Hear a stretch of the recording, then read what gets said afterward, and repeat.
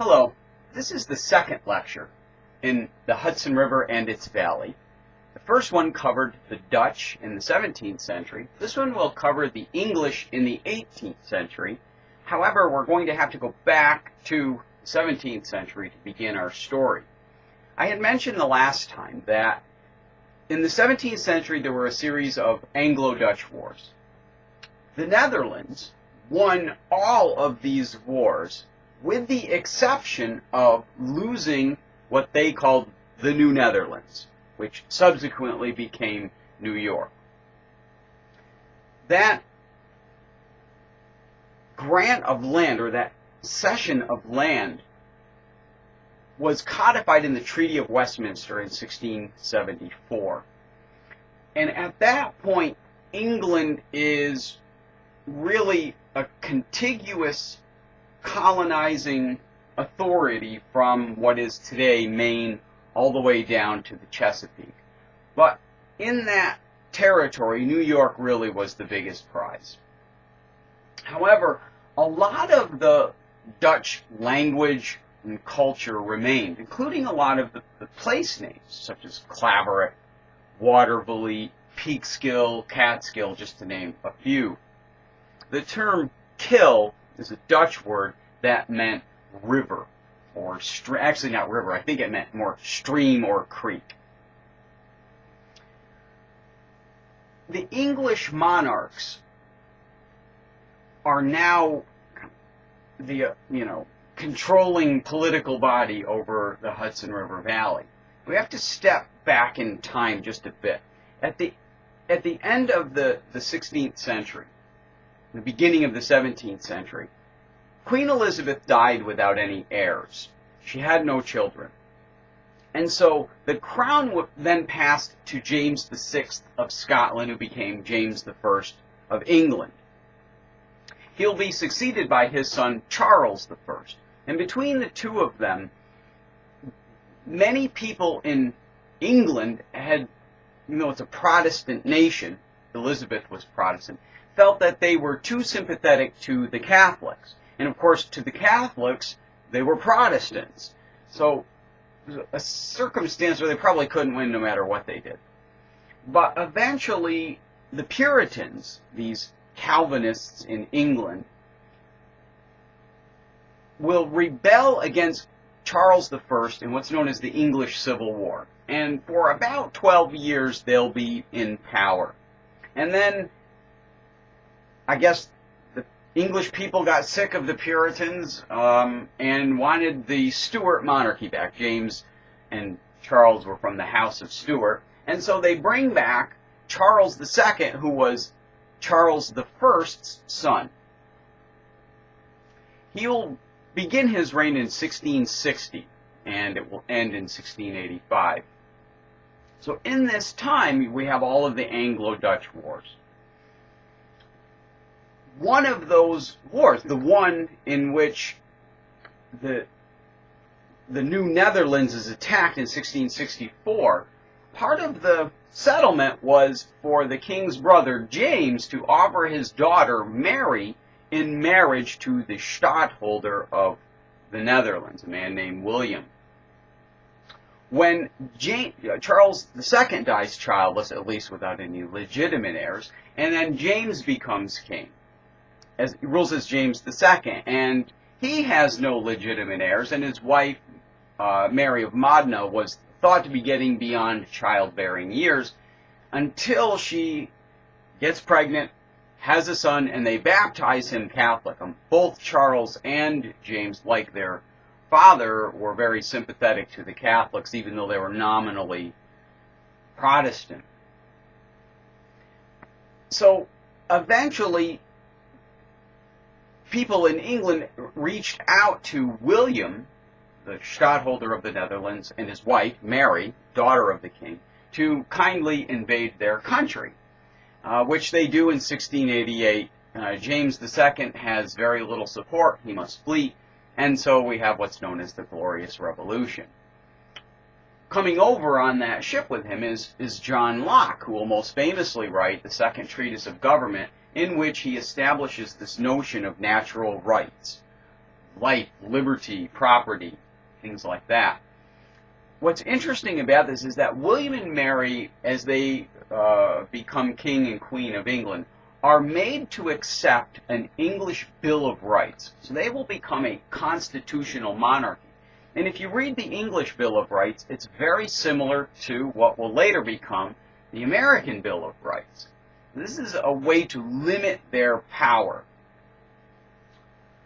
Following William and Mary, who died childless, was Queen Anne, who, despite having been pregnant something like 15 times, did not have any surviving children. And then the crown went to Sophia, the Electress of Hanover, but she dies, and then her son George will become the first of the so-called Hanoverian kings, George I through George IV. During this time in the New World, these Puritans also are experiencing great change. The earliest Puritans,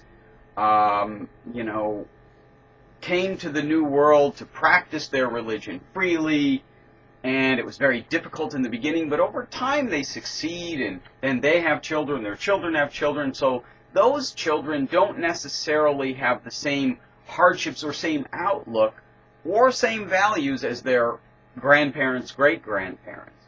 And the Puritans begin to think that this is a problem because they believe that God will punish everyone for the sins of the few.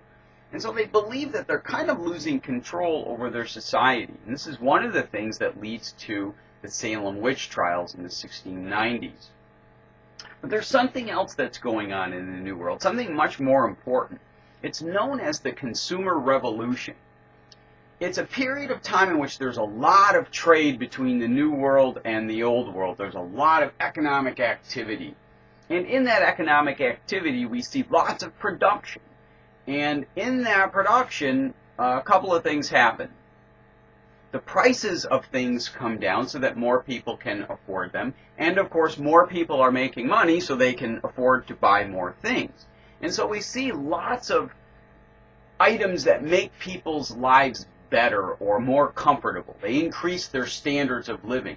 And they're also able to buy labor-saving devices such as spinning wheels and looms and butter churns, etc. So all of this economic activity is happening, and of course the Hudson River Valley is part of this.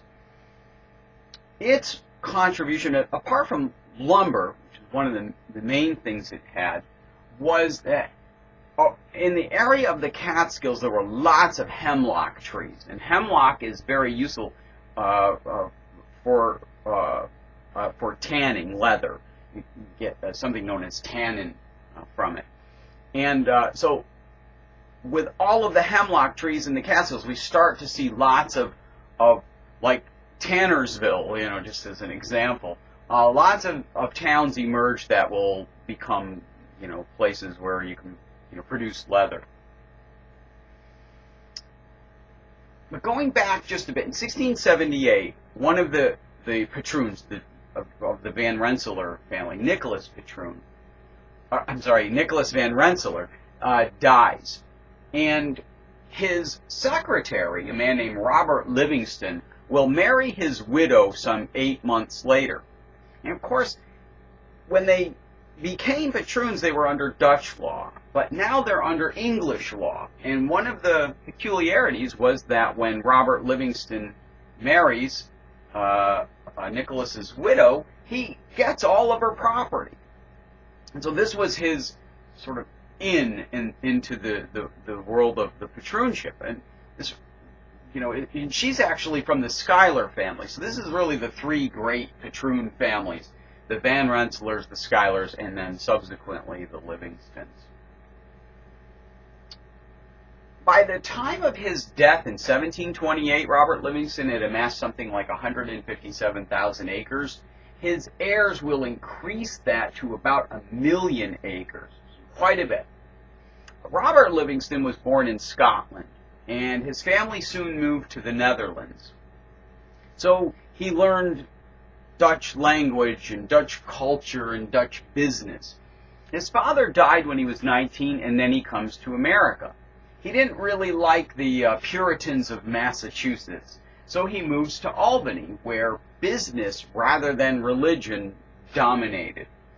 And of course he fit into the English and Dutch worlds. So he's really perfectly positioned to take advantage of this, and he does. But amongst this conflict, I guess you might say, or these numerous conflicts between the English and the Dutch, one of them occurs in 1689 with something known as Leisler's Rebellion. There was a lot of resentment against the policies of Charles II and James II. And furthermore, whenever there were conflicts in Europe, they often spilled over into the New World. And at this time, right around the Glorious Revolution, 1689, England and France are kind of fighting each other. They're always fighting each other, it seems. And the Lieutenant Governor of New York, a man named Francis Nicholson, had to take care of the defenses.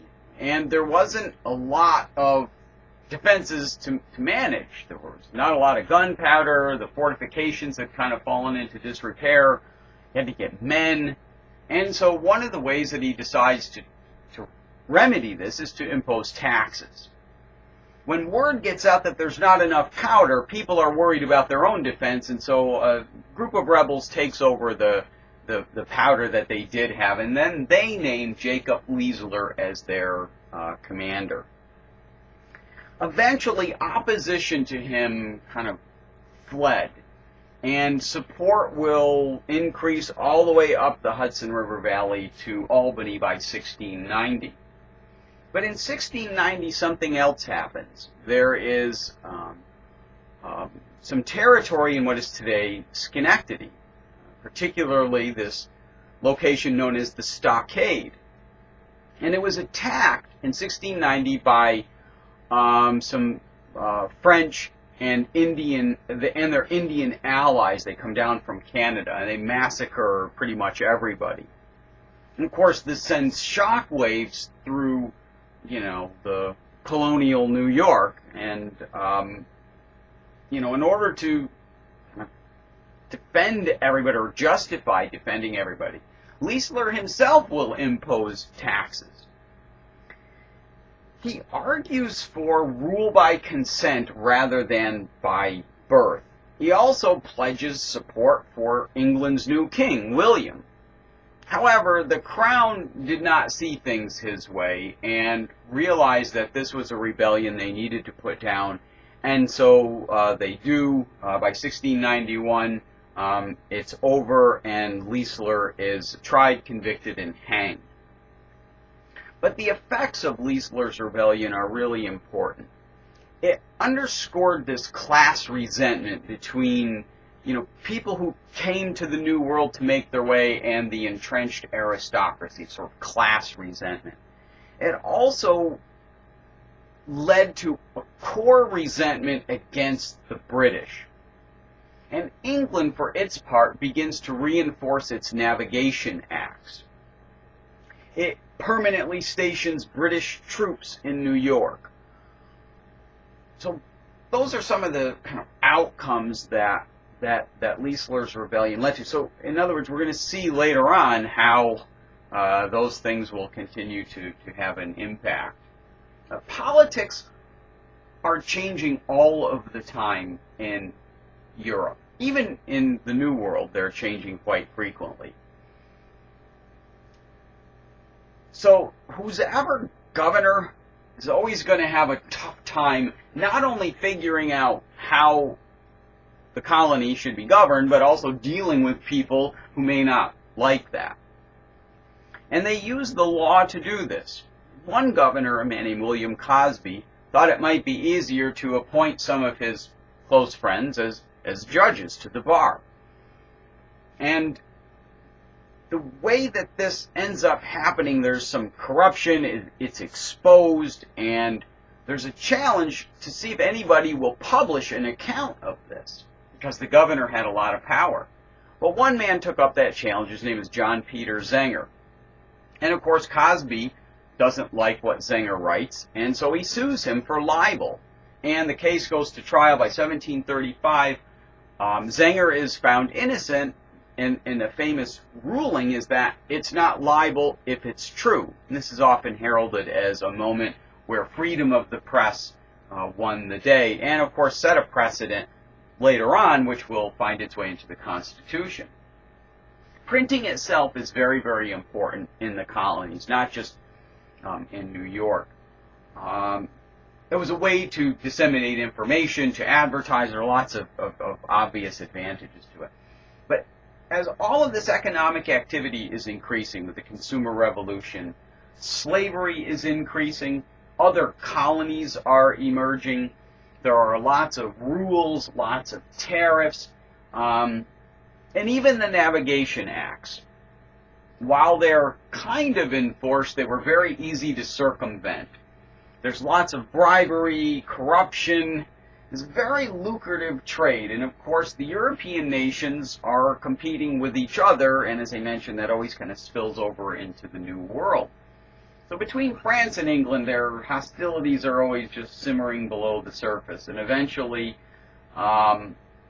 it's heading toward war. And a lot of people get that sense. So in 1754, a number of delegates from the colonies agree to meet in Albany. So they sail up the Hudson, they meet in Albany, and one of those delegates from Pennsylvania, a man named Benjamin Franklin, comes with a plan. It's known as the Albany Plan of Union. He proposes that the colonies join together to fight France. They all agree to it, but when they send it back to their colonial legislatures, they all reject it, and then, of course, the Crown rejects it as well. But it is the first time that this idea is kind of formally proposed of union. The French and Indian War had relatively little impact on the Hudson River Valley. Most of the battles were fought north and west, and south, so it kind of escaped quite a bit of it. England will eventually win the war and acquire a lot of territory from France. The reason it's called the French and Indian War is because France had a lot of Indian support, and the English not so much. The Indians didn't respect the English as much as the French, and the French just plain out treated the Indians better. They respected their culture, they intermarried with them, and even religiously, Catholicism was a lot easier for Indians to get their mind around than the religion of Protestantism. So, the Indians in New York largely stay out of the battle, but England will win the war and then get the land from the Mississippi east to the Appalachian Mountains. That was the disputed territory. The next war, however, will have a lot more impact on the Hudson River. So in order to pay for the war, to give you a little bit of a brief history, very brief history of the Revolutionary War. In order to pay for the French and Indian War, Britain imposes a number of taxes, which of course the colonists don't want to pay. The Crown argues, look, we just fought for your freedom here, we got rid of the French, you got to pay for this. And they're basically saying, hey, this is your country, you own it, you pay for it. And of course, we know mostly the story of all the taxes and the protests and so on and so forth. When war does break out, the ideas of the war are really important. The English Bill of Rights, of course, governs the colonies as well, and it really set in motion this idea of liberty, in that people have, in Locke's ideas as well, people have these individual rights of life, liberty, and property. And when the Declaration is written, Thomas Jefferson will use Locke's ideas. And it is not as if everybody is sitting around reading Locke's second treatise on government.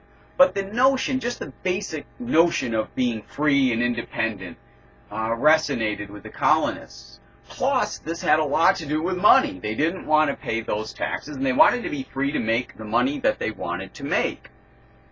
So, fighting for them meant fighting for freedom and money. But it was also land that they regarded as their own. They saw the British troops as an invading force. So the Brits have this plan, and they see the Hudson River as a key to the plan. They want to split the colonies. In the colonies, it's argued that there were probably a third of the people who supported the revolution, a third of the people were against it, and a third of the people just didn't care. So Britain felt that if they could split the colonies, divide and conquer, then they may have a chance of quelling this rebellion, and the Hudson River was going to be the key to that. So the plan that they put into motion, and I'm ignoring a lot of battles of the Revolutionary War, we just want to kind of focus here on the Hudson River. The plan was that General John Burgoyne would come down from Canada, and then a force would sail up from New York, and they would secure the Hudson River, defeat everybody along the way, take the forts, and then divide the colonies. And then they could easily deal with them.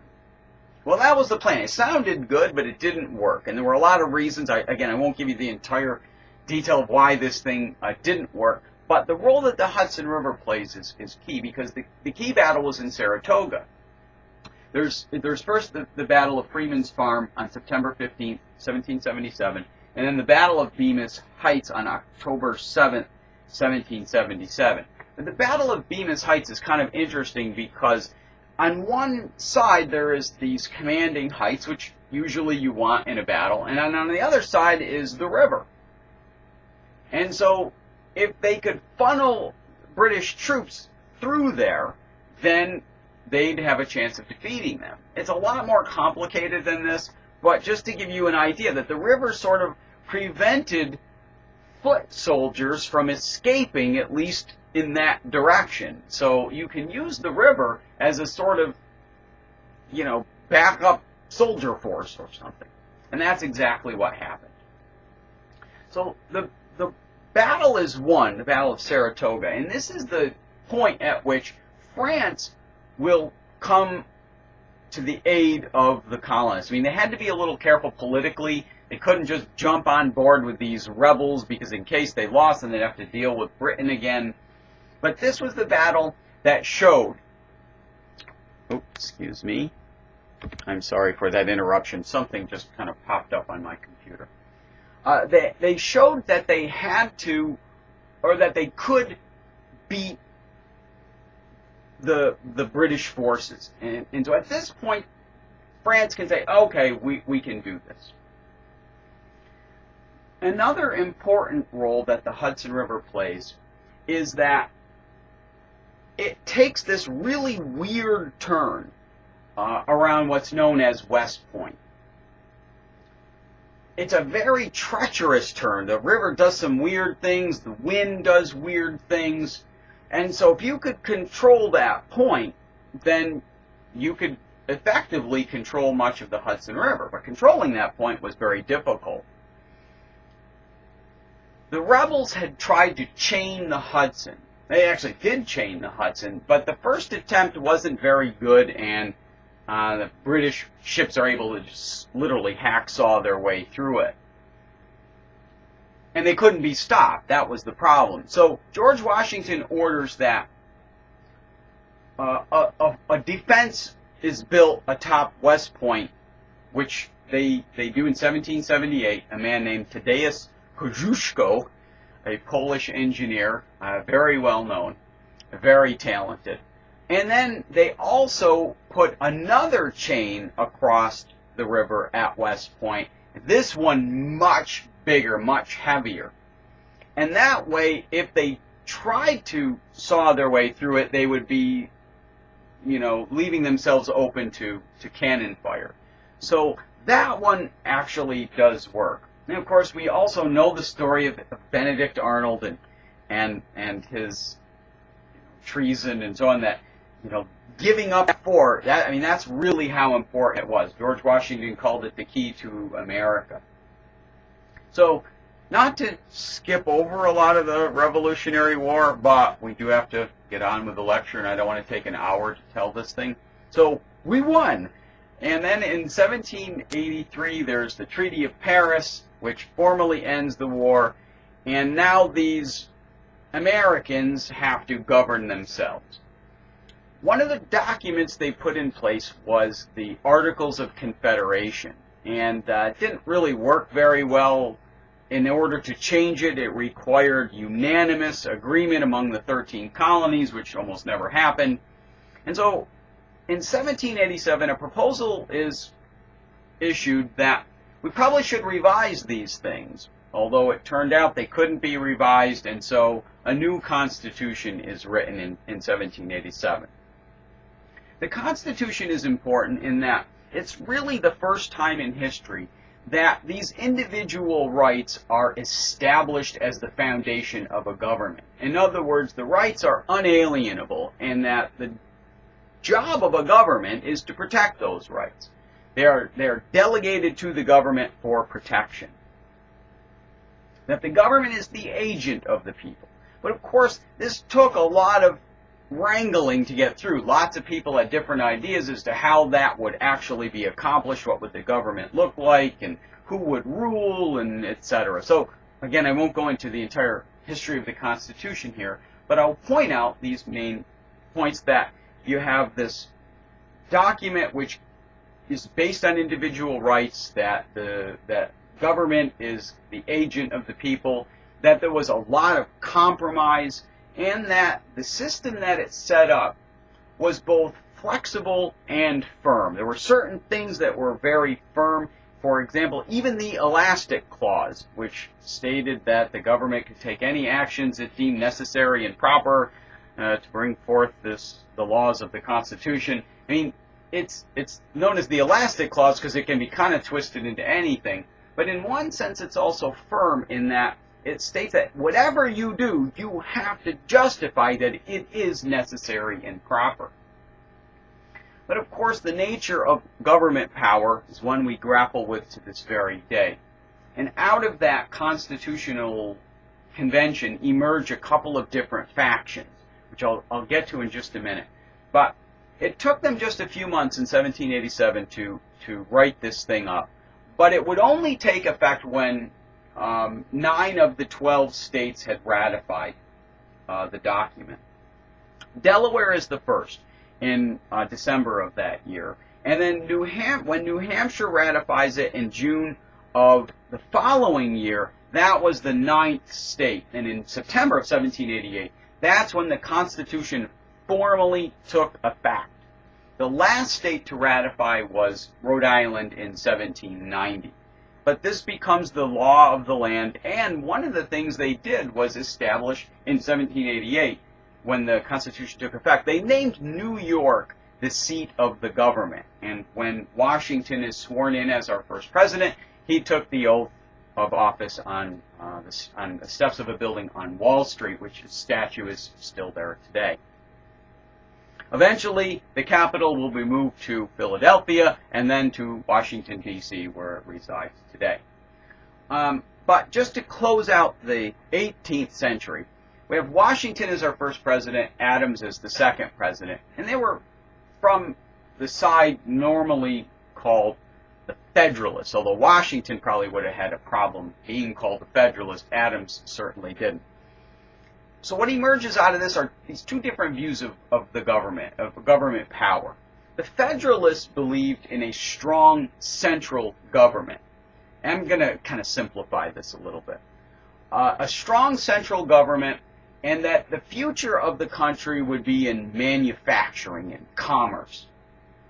That these land-owning aristocrats would be the best choice to be those people ruling the country. Opposing them were the anti-federalists, who will eventually become the Democratic Republicans or the Jeffersonian Republicans. Thomas Jefferson, James Madison, James Monroe being the three best known. They believed that government should be decentralized, that states' rights would be the best way to exercise government power. They believed that the future of America was in agriculture. We would be a nation of upright, moral farmers all doing our civic duty. And they took kind of an anti-aristocratic standpoint, even though many of them were very wealthy aristocrats themselves. So in this early republic, nobody really knew what was going to work. There was a lot of trial and error, and the system was set up to accommodate some of that. However, when we get into the 19th century, and this is really the big century for the Hudson River, we're really going to see how Hamilton's vision of this commercial manufacturing nation really takes root. And in that sense, the Hudson River is probably the most important body of water. But without giving up too much, I will wait till the next lecture to explain the Hudson River in the 19th century. Thanks for listening.